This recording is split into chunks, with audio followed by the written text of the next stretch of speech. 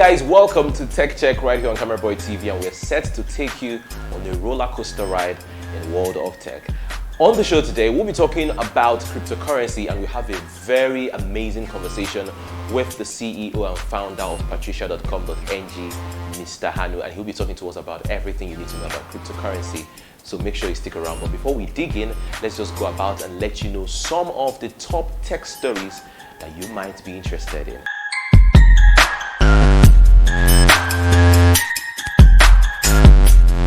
We're starting off with this launch, the very first virtual platform for communication, and of course it's been developed by a Zimbabwean professor. Now the groundbreaking innovation has since received attention from many people all over the world. Now the platform, named Blue VP, is the brainchild of a Zimbabwean professor called Professor Richard Chinoma, and of course he's the founder and chief executive officer of the Excellence Group Investments right there in Zimbabwe.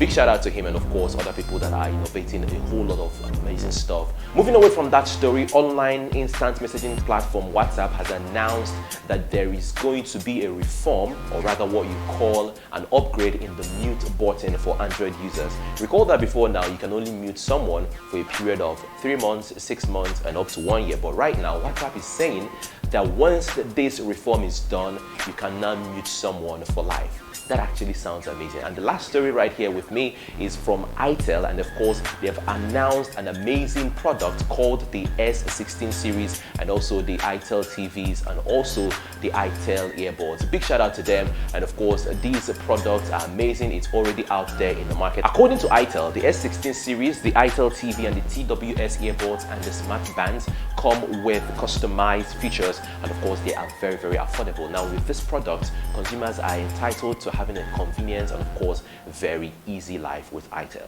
Now let's dig in and let you know everything happening in the world of cryptocurrency. Like I said before, now we had a conversation with the CEO of patricia.com.ng, Mr. Hanu. But before we dig in, let me ask you, what is cryptocurrency? How many Nigerians even know what cryptocurrency is all about? We actually took time to ask many Nigerians on the streets of Lagos, and here's what they have to say. I don't know how to define cryptocurrency, but I know it's online trading. You understand? So have you invested? Have you invested in it? No, I haven't.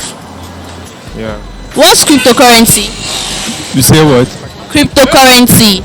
Okay, about SaaS, Bitcoin related items. So you can use it's for buying and selling in a crypto way, which is Bitcoin or Ethereum. So have you invested in it? Honestly, I don't know. Okay, well, have you heard about Bitcoin? Yeah, sure. So have you invested in it? No. Cryptocurrency is just a form of a currency, digital currency. Have you invested in it? Yeah, I've tried Bitcoin before. Yeah. Like when dollar goes up or goes down, so instead of only working on dollar, people try to use cryptocurrency these days to probably purchase or use something. That's what I really understand about cryptocurrency. Okay, have you invested in it? And though I really want to, but it's just that I've not got time to see somebody that can really explain before I can go into it. For the record, cryptocurrency has got no business with SaaS. We're not talking about NSaaS on the show today. We're talking about cryptocurrency. And also for you that want to know about cryptocurrency and of course want to invest, looking for someone to let you know all the information therein, no problem, because we're about to have a conversation with the CEO of patricia.com.ng, Mr. Hanu. Come on, let's enjoy. Okay, so right here we are with the CEO of patricia.com. Mr. Hanu, you're welcome. Thank you very much for having us right here today. So, let's get to talk about this whole cryptocurrency thing. So many people, when they hear cryptocurrency, many things come to their mind. You know, and of course we're Nigerians, and if you go on the street, if you go online, people define cryptocurrency, you know, give it a whole lot of different definitions. So let's start off by laying the foundation, understanding cryptocurrency, first of all. Okay. Before we now take it up, what is cryptocurrency? Okay, well, first of all, it's nice to be here and to share some insights as to what cryptocurrency is and all of that. So let me start by defining cryptocurrency. So cryptocurrency is basically a medium of exchange same way we have Naira or the US dollar, right? They are all mediums of exchange. But what makes cryptocurrency stand out is that it is digital, right? With Naira, you can have notes, right? But with cryptocurrency, it's all digital. You can see it, but doesn't mean it doesn't exist. You don't see it, doesn't mean it doesn't exist. But what makes it special is with crypto, it is largely decentralized, meaning there is no central authority that controls it. There is no central authority that creates it or manages it. Unlike money, where you can create money, CBN can just, any central bank can create more notes, create more funds. Look at Zimbabwe, for example, right? They created so much notes that you would need a bucket full of dollars to buy a bread. But with cryptocurrency, it is highly decentralized. Me and you control it. So that is what cryptocurrency it is. Basically a means of exchange that is digital, and nobody controls it.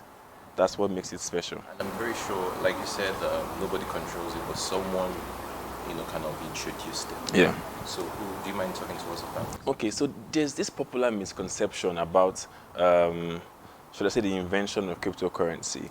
But first off, cryptocurrency has been around for hundreds of years, right? The technology of cryptography actually has been around for hundreds of years. Russia used it in the wars. It has basically been around, and what it is cryptography is a means of storing information, communication securely. That's what it is. And you know what they say. No idea is actually new. It's always a byproduct of what has already existed. So with cryptocurrency in 2009, a man or a group of people under the name Satoshi Nakamoto, right? They released the white paper documents of sorts for cryptocurrency and for Bitcoin actually, and they put it online. So Bitcoin was the first cryptocurrency that was ever made or ever invented. So the question is, who invented Bitcoin, right? And it was Satoshi Nakamoto in 2009. And after that invention, till date, we have over 6,000 cryptocurrencies that have been made with the same technology of cryptocurrency. So it was invented by, so Bitcoin was invented by Satoshi Nakamoto, but cryptocurrency and cryptography has been around for a long time. But he was the first person to apply it using the blockchain technology to actually create what we know as the very first cryptocurrency. What actually determines the prices? Most times we hear that the price is high, most times we hear that the price is low. Okay. What actually is responsible for that? So it's just the basics of economics.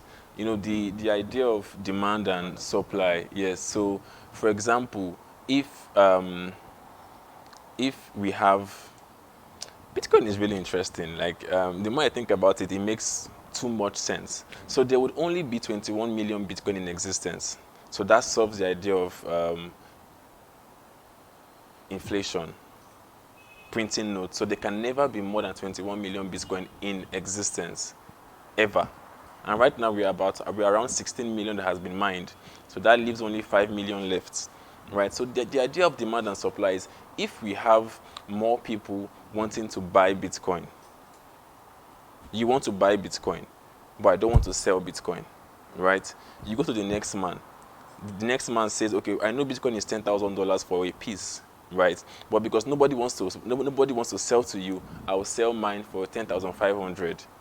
And you want to buy it, so you pay the higher price.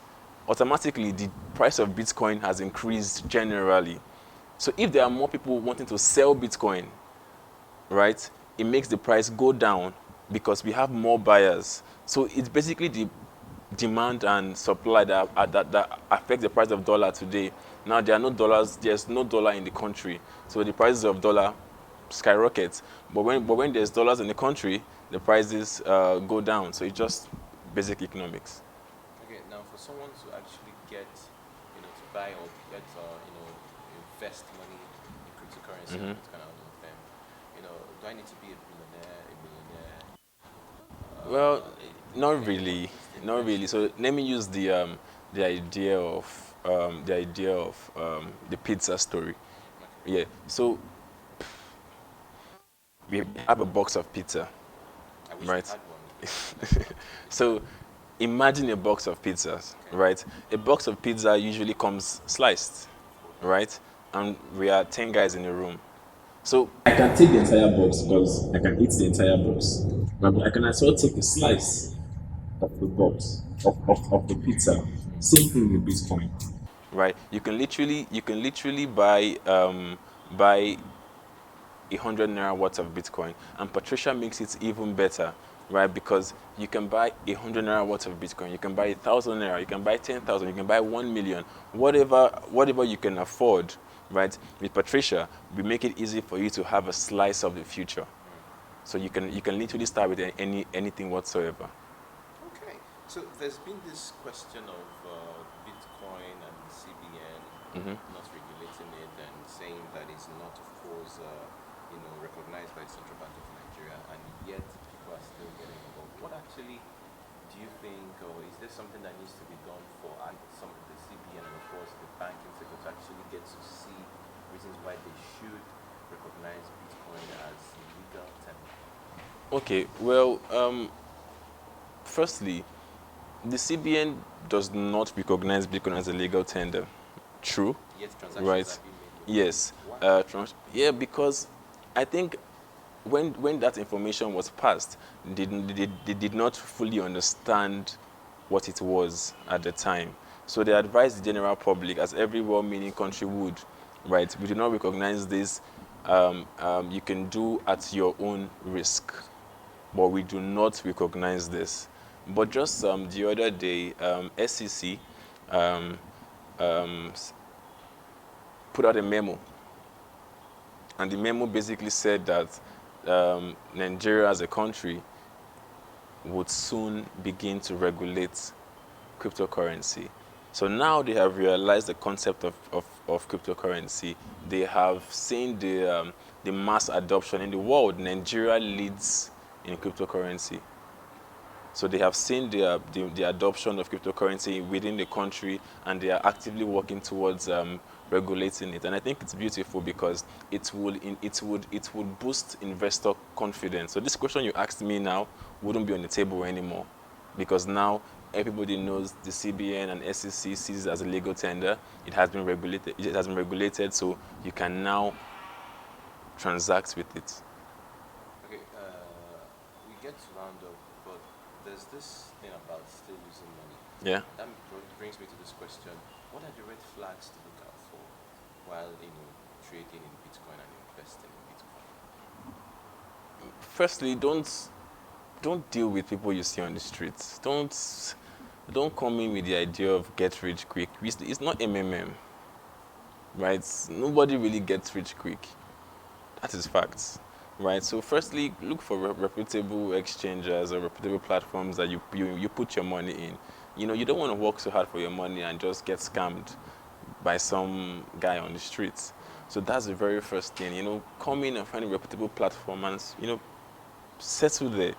Get your wallet addresses, buy your first couple of dollar worth of Bitcoin, and take it from there. Research, learn, go online, read about whatever you want to do. You want to invest in Bitcoin. I would not even use the word invest, because that's the problem. Everybody wants to make money off what they don't understand.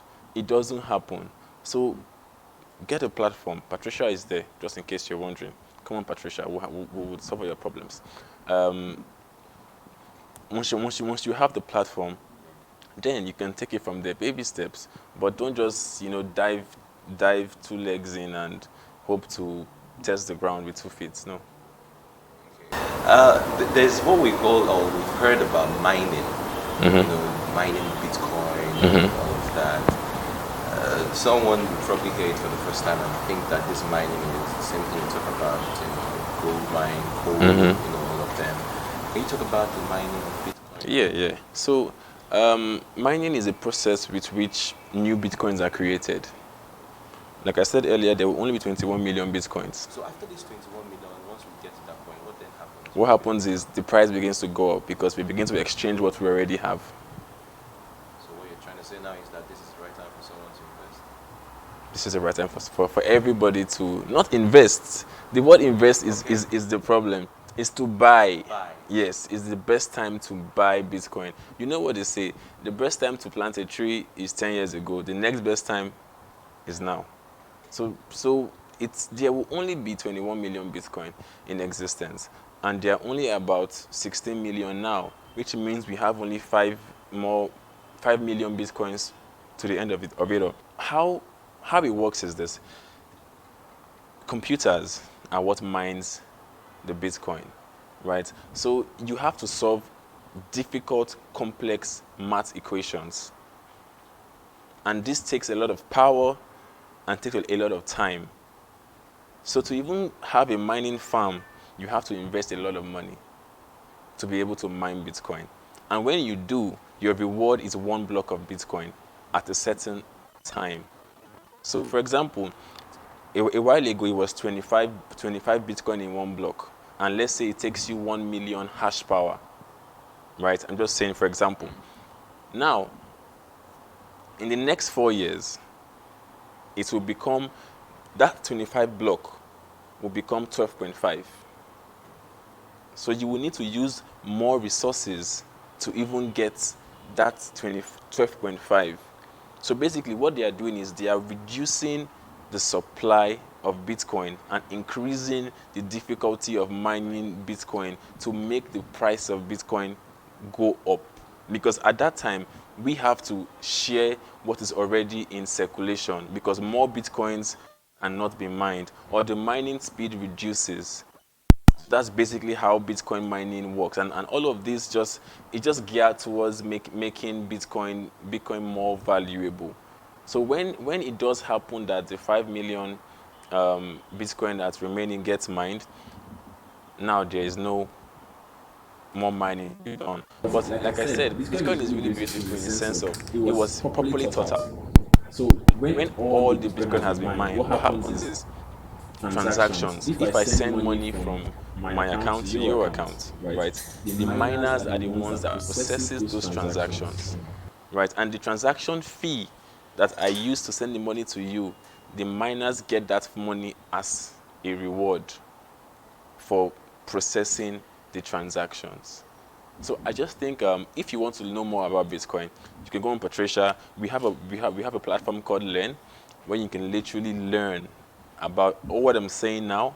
It's already there, broken down in different phases, and you just basically get the idea around it. It's really interesting, it's really exciting, and it's not difficult. Unlike popular notion, it is really, really, really basic. Just put your time to it, and you figure it out. Okay, and I was going to ask, what makes Patricia different from every other cryptocurrency, dealers that we heard and see everywhere? What makes Patricia different from anybody in the world? Well, Nigeria is no. Nigeria is not our market. Okay. We're in a global business. Okay. So first off, it's Patricia. We do the most. Firstly, to add more light to that, today everybody says Bitcoin. Everybody knows what Bitcoin is, right? But you don't really know what you can do with Bitcoin, right? So with Patricia, you can use Bitcoin to buy airtime. You can use Bitcoin to pay for data. You can use Bitcoin for your everyday life, and that's what it should be about. You want to increase the adoption of something, you have to make people use it. So what we have done is we have built use cases around Bitcoin. We introduced the first ever Bitcoin debit card in Africa, where you can literally walk into a restaurant with a Patricia debit card and you can pay using Bitcoin. You can go to the ATM and withdraw Naira, but you are actually spending Bitcoin. So we built so much infrastructure. What we did is we merged the already traditional banking infrastructure with the blockchain technology, because I understand that there will be a long time before Bitcoin will be accepted as a means of transaction. So Patricia is that bridge, right, that facilitates that adoption.